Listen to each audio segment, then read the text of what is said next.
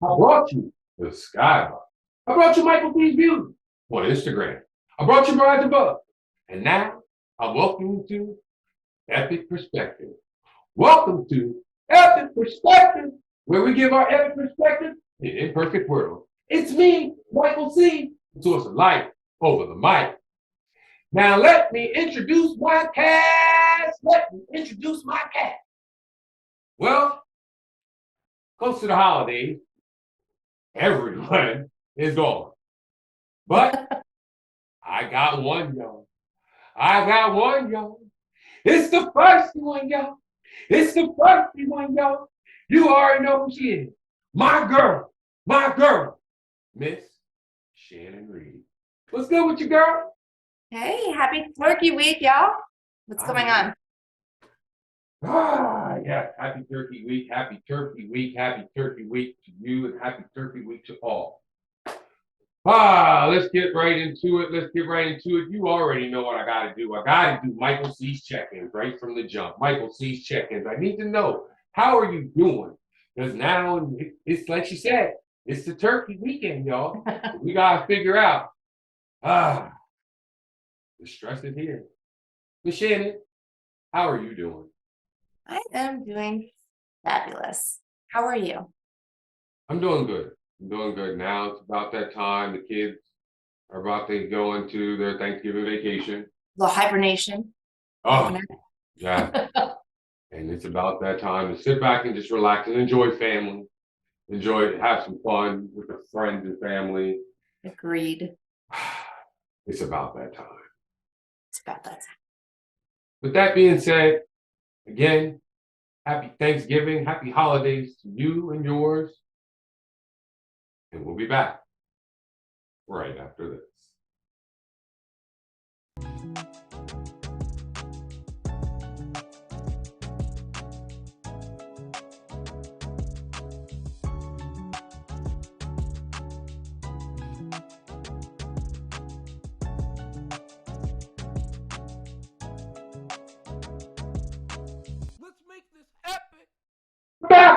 We're back. You already know who it is. It's Michael C., the source of light over the mic. I got the feisty one, y'all. All right, Miss Shannon Reedy in the building. Miss Shannon. A lot of times I want to sit back. I ask myself questions that I wish I could have women answer. And I feel you're a person that, again, you would open up just the general question, what men would like to know about women. And vice versa. You know me, I have no problem telling you what a man is thinking. Mm-hmm. So with that being said, let's just say this. You ask me anything, I ask you anything. Okay. All right. All right. Let's go. Honesty on the table. Let's do this. Right. Do I My go first question. Oh, okay. You go first. I like it. All right. You know what? Let's flip this off a little bit. Ladies first. You ask me. I think my biggest question for men is, why is it so hard for y'all to be vulnerable? Why is it hard for us to be vulnerable? Well, I think, let me preface it real quick. Okay. I believe that the vulnerability does exist, maybe behind closed doors, but I also believe that men need to put on this like side for everyone, and I just don't get it. All right. That's a good question. Great question. I think the reason why men are not vulnerable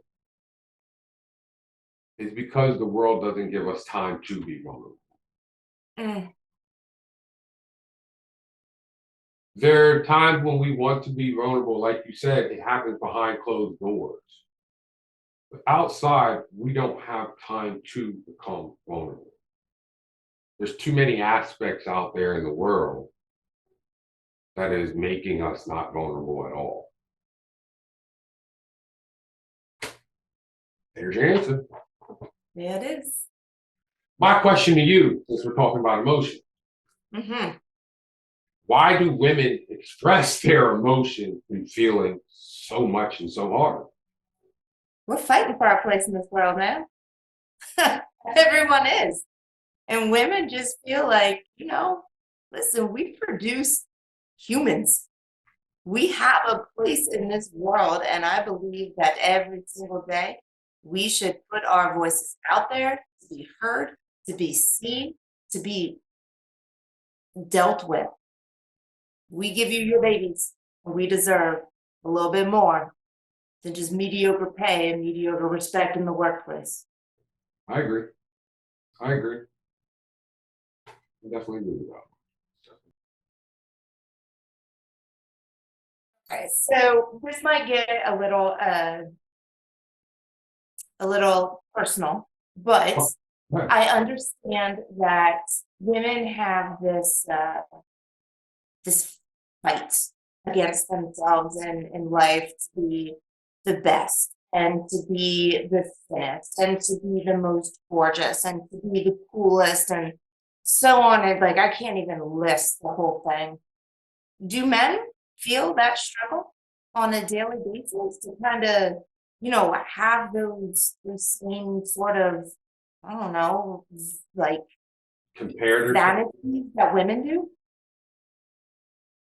do they compare themselves to others? I will say no. Yeah. Men don't really compare themselves to others. They may look up to others, but they don't compare themselves to others. Mhm. I Something though for you? Like, isn't that something to actually hear yourself say? That men might not, they might compare, but they're not trying to compete. no, I wouldn't say that. Okay. Men are huge. Yeah, men do compete. We do Okay. compete, but Alpha, alpha but against it's alpha. not. We're not comparing ourselves to the person. We are competing with the person. Mhm. There's a difference. There is I'm a difference. comparing myself to that person. I'm almost admire. I'm not just admiring. I want to almost like mimic that man. I don't want to mimic another man. I want to be in either competition with that other man, like just a friendly competition, or it might be an actual competition. But I'm not going to compare myself with that person. I will admire that man, but I will never compare myself with him. No. Yes, I took that as a complete 180 from what you said because I feel like women are a bit different, don't you think? We're Absolutely. constantly comparing. Absolutely. Yeah. That's a good one. Little insight. Here's one. Let's ride this one out in this, and we'll ride this one out in the segment. What are some misconceptions that women have about men? That I mean, I'll bring the word back again. That I feel that women sometimes feel that the men should not be vulnerable, that they should not be sensitive, that they should have a strong back and strong knees and carry them on their shoulders and be the provider of the family. I don't believe that one bit. I think that that was an old school type of philosophy back in previous generations. So that is the biggest misconception. I think there are some people that are still locked in to old school beliefs and thoughts, and that a man should care for them and provide for them and be their backbone and be their muscle. And I don't believe in that. I'm feisty, remember? Ain't that the truth? Remember, you feisty one, y'all. You feisty one, y'all. I don't know about y'all, but she definitely opened up my eyes a little bit about what's going on in the woman's world. Just a peek. And guess I opened up a little bit about what's going on in the man's world. And with You did. that, we'll be back right after this.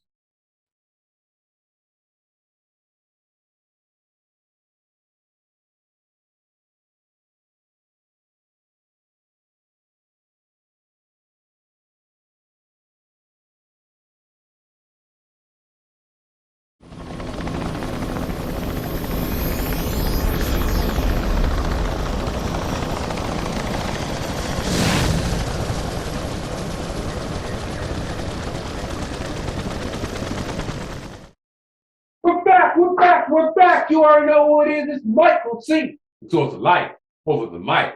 Hit that like and subscribe button. Remember, it's only $3.99. I got the feisty one, y'all. I got the feisty one, y'all. Miss Shannon Reedy.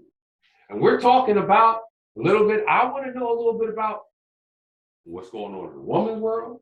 And she's finding out a little bit about what's going on in the man's world. A little bit. Let's just keep this thing going. I'm going to talk to you now.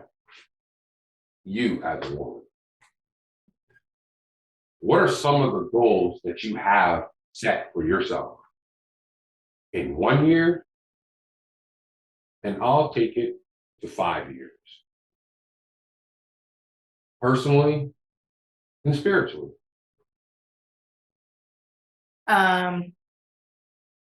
Peace, acceptance. Number one, I think I constantly am battling whether I'm good enough personally for my son, my husband, for my career. I know that I am in the back of my head, but it's just, kind of doing that rat race every single day. That those are the questions that you reflect on right before you close your eyes at the end of every night. And I work towards that every single day. It's something that I strive to be better at one day after the other. And if I'm better the next day than I was the day before, then I'm succeeding. And if I didn't make that mark, then I got some work to do. But that's a personal goal for me, is to constantly just be a better person. Number one, for my family every single day, but also for the world and for my friends and for strangers. Just being a good person. There you go. There you go. Yeah. All right. All right. How do you express your feelings and emotion in a stressful situation?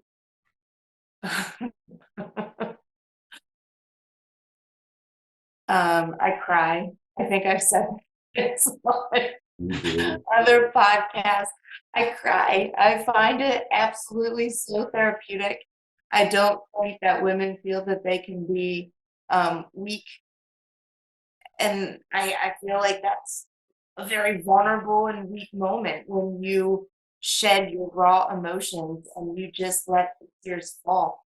And I appreciate a good cry. I love a good cry, or a good bawl. I also sing a lot. You know me, OCD. Yeah. Oh So my God. Yeah. I That's a lot of just tell the kids, get out of downstairs. It's time for me to clean the downstairs. Like mom's going to something. I know that's right. Everybody got to have that little like therapeutic thing that they do. Like me, I like to cut the lawn. The lawn to me is very therapeutic. I mean, That's it's a good one. cold now, so I can't do that. Like so. Feel that you are capable of showing, and I ask this with like tongue in cheek, because I know you and Noel, I know you and Mika, like I know you guys. And so I ask this question with tongue in cheek, but it's more so maybe if you have a different perspective for other men. Do Okay. you feel like the men are able to show love without feeling weak? Do you think that they have like a strong enough, sense of themselves to Yeah. be somewhat weak in front of their women or partners? Yes. Yes. And I feel it happens a lot more than women even think.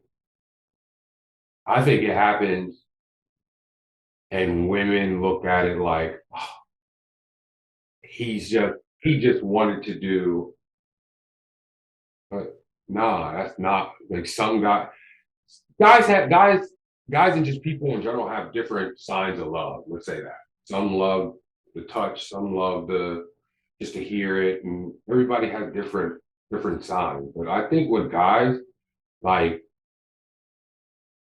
any guy or any girl does not want to feel rejected from their wife or their significant other, especially when they're at that vulnerable stage of trying to express, I love you. And then when it gets to that point where you're like, wow, I'm really trying to get out there and that person doesn't really reciprocate it, it makes the guy pull back a little bit more.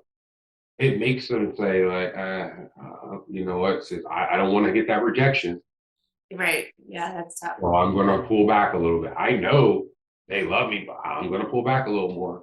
Maybe they might do something to make me go back to try it again, but it's going to be hard for them to go back and do it again if I've been rejected when I'm trying to show my love and affection. Right. Yeah. All right. Question number 2. Again, this is going to be a deep one. All right. And I'll bring up your favorite subject, sports. Over the past, I don't know, at least definitely since COVID, maybe a couple years before that, we have heard professional sports players come out and say, I have mental health situations right now that is inhibiting me from completing my sport, from showing up, for being there for my team. And that's a personal thing that I have to deal with. And, that's tough to watch as a spectator, number one. But from a man's perspective, and I think that I'm speaking for every single partner that is with a man right now, how difficult is it for you guys to be open about, just in the slightest bit of mental insecurities, not knowing that you're completely grounded, and do you guys feel that, and how do you deal with that? It's almost saying to yourself, like, how comfortable are you within your skin? Or how comfortable are you in your skin, first of all? And like you said, the mental health since COVID has really come out. I think people are getting more comfortable talking about mental health than they've ever had. And now that you hear it, it's sort of, at first when you heard someone say that they had mental health, you were like, whatever. But now I think it came out more because COVID put everybody in the home. It didn't matter if you're black, white, Asian, any nationality, everybody was at home.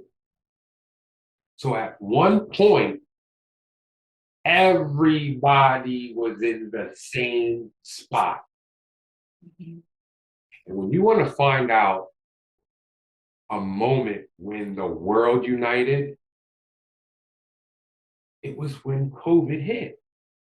And you know what? Isn't that so crazy? We all united when no one was together. That's when it hit. That's when the world said to themselves, hey, we need to figure this out. That's when everything opens up. So now, when that opens up, it doesn't matter if you're a man, woman, or even a child now. People now are understanding. People are now trying to educate themselves. And that, I mean, that question is even for men and women. Yeah, 100%. Well, then here's the follow-up question. What can a what and obviously no professional feedback, at this moment, but what can a partner do?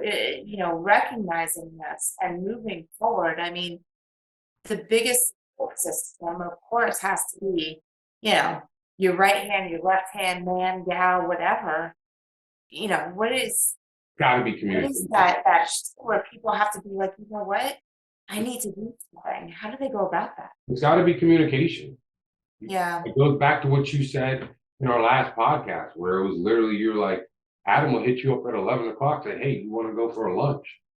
Yeah. You guys have a lunch, and you're like, wow, that was awesome. We had a great conversation, all of that. Me and Noel do that almost every night. We just have just those little conversations, just like, hey, like, how are you doing? Like, she checks in. She calls it a check-in. And I'm like, all right, whatever. How are you doing? And then her and I sometimes the little check-in, which should be like 2 or 3 minutes, become a 25-minute conversation about this life. So like I just say communicate with your partner more because at the end of the day, it's just you two. That's it. Yeah, If you communicate, you're gonna be fine. agreed. Exactly. But that was beautiful, wasn't it? And with that being said, we'll be back right after this.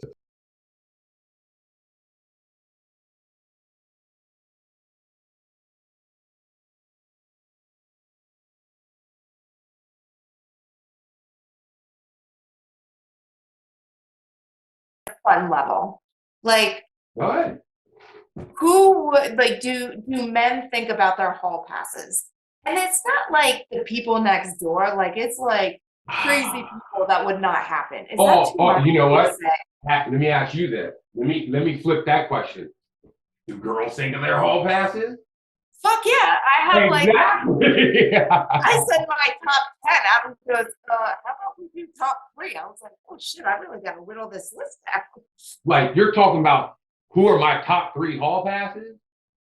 Yes. Like And not not the girl next door. I'm talking no, like, we're talking about just fantasy like, woman, just fantasy. Give me yeah. one date, top 3.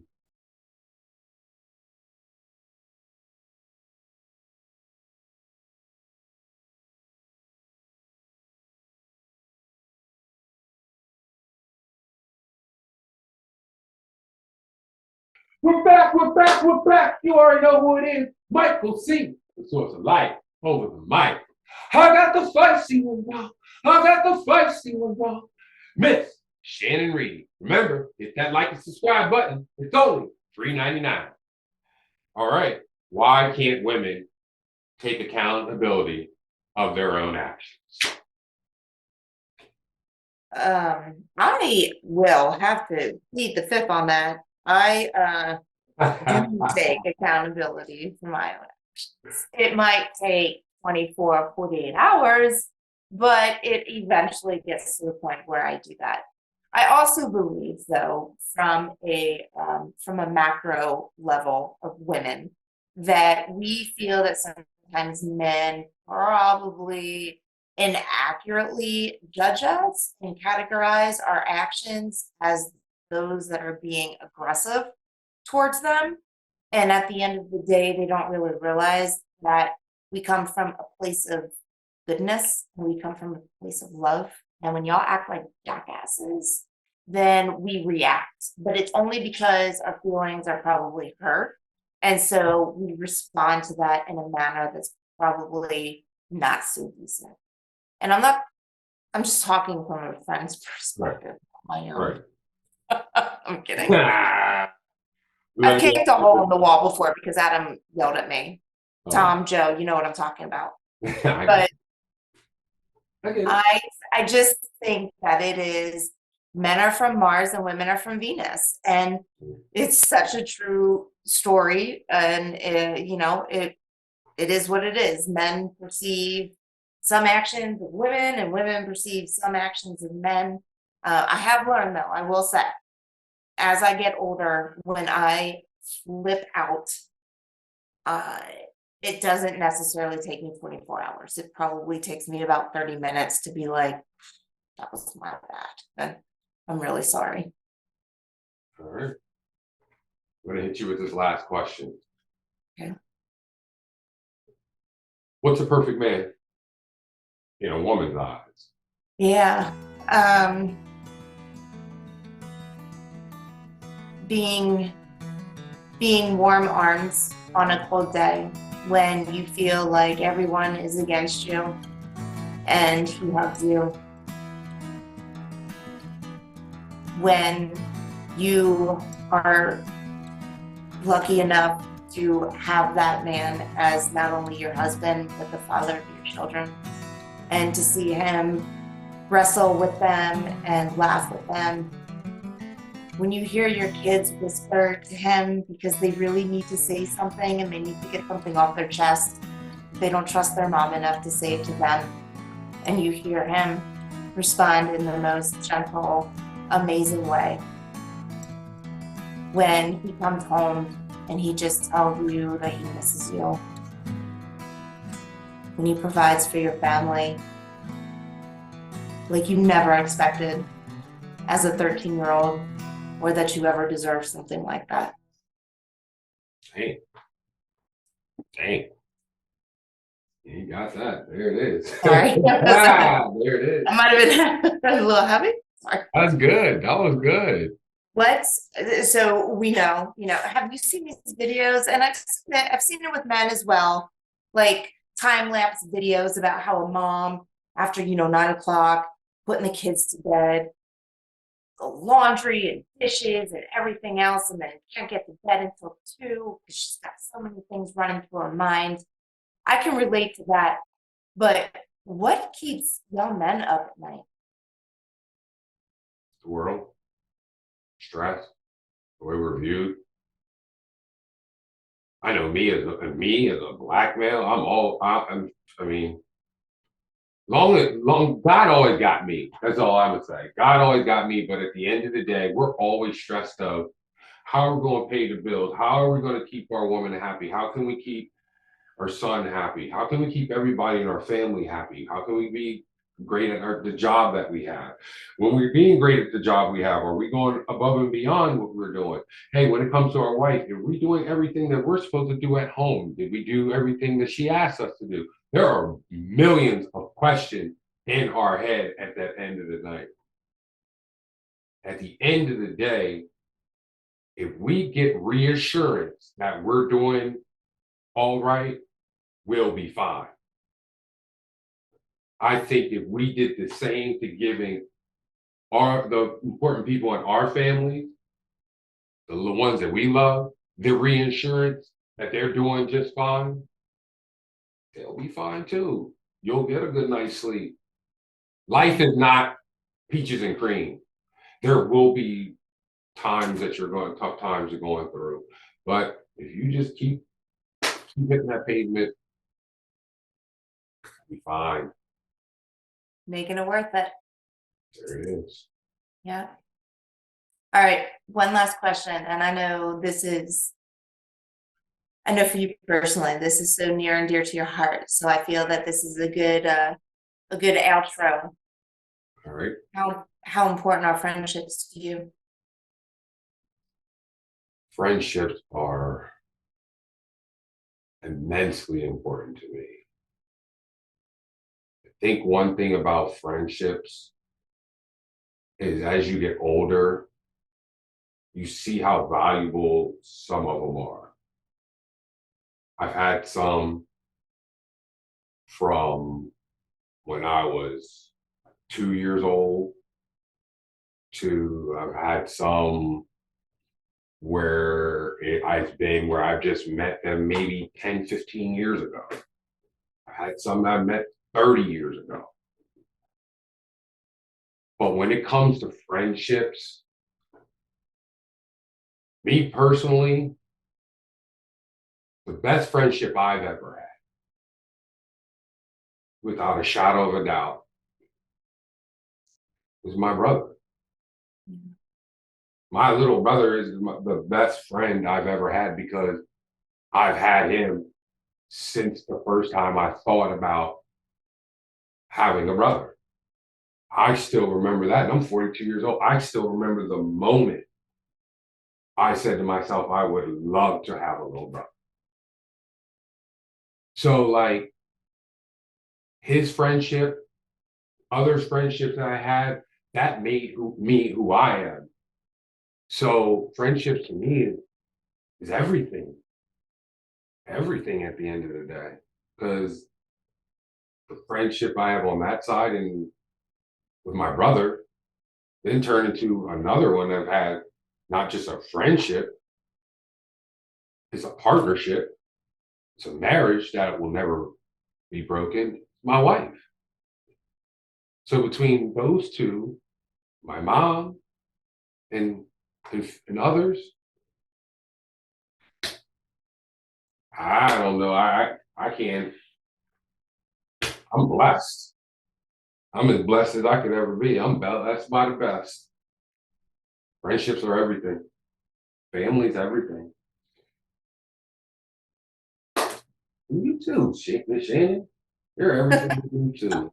At the end of the day, because you got to look at it. This skybox, every perspective. I developed a bond with each and every last one of you. I've learned something from each last one of you during this whole outlook we've been going through. We pressed play, and look what we came up with. This is something beautiful, don't you think? Beautiful. It is beautiful. I agree.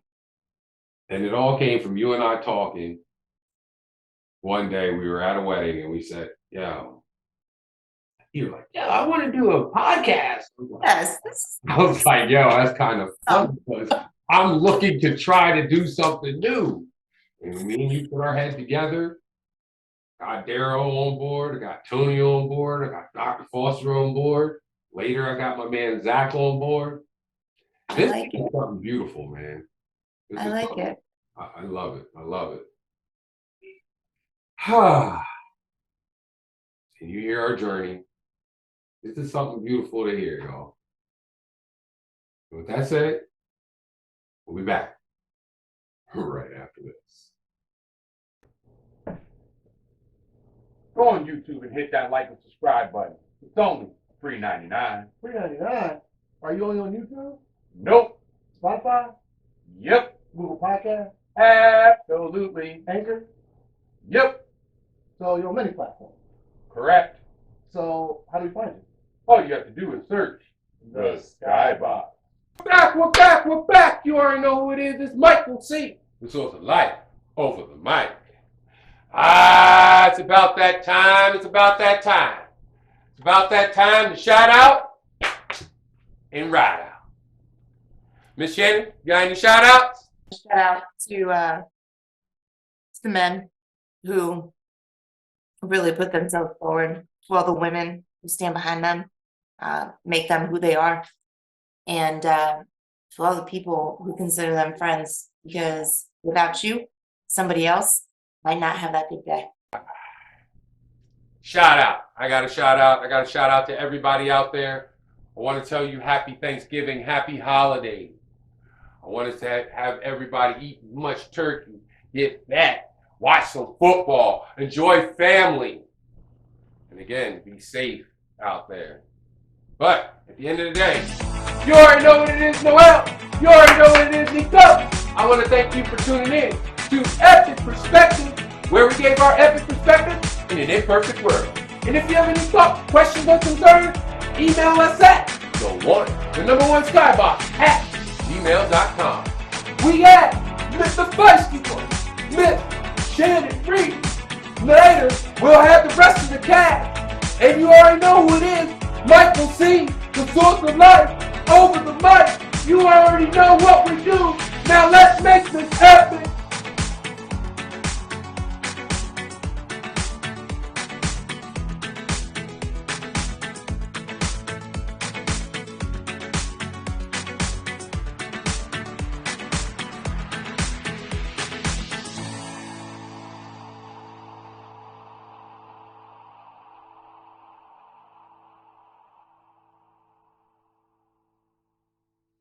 Let's make this epic.